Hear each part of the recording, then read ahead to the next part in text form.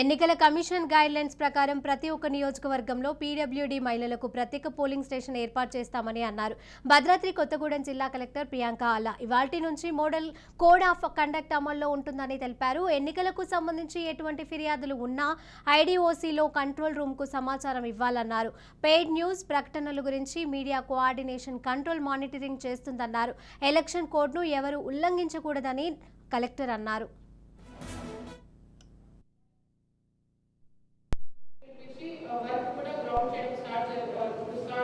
చేసాము. సో ఇంకొక 15-20 డేస్ లో ఇవాళ ఫస్ట్ అన్ని కంప్లీట్ అయిపోతాయి. ఏదైతే ఏఎంఎఫ్ ఉందో ఈ అన్ని పోలింగ్ స్టేషన్స్ కూడా కంప్లీట్ చేయడం జరుగుతుంది.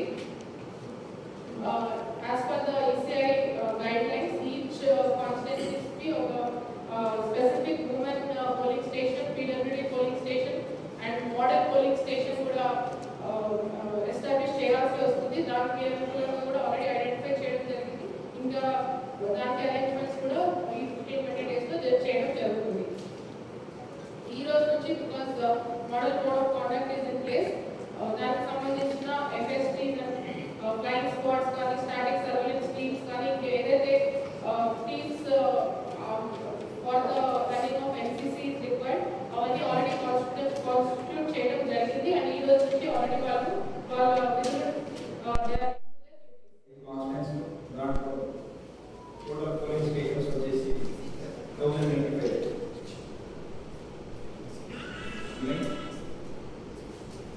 మనకు పోలీస్ పరంగా 223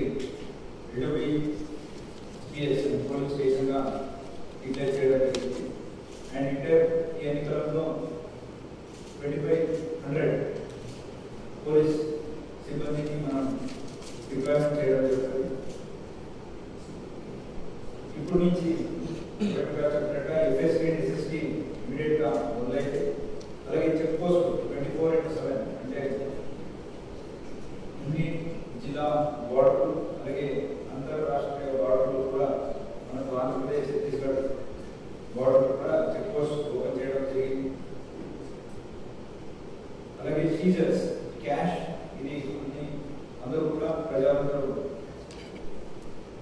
చాలా జాగ్రత్తగా మూవ్మెంట్ చేయాలి. క్యాష్ ఏదైనా క్యాష్ క్యారీ చేస్తే దానికి సంబంధించిన డాక్యుమెంట్స్ కాగితాలు కూడా వాళ్ళు తీసుకెళ్ళాలి.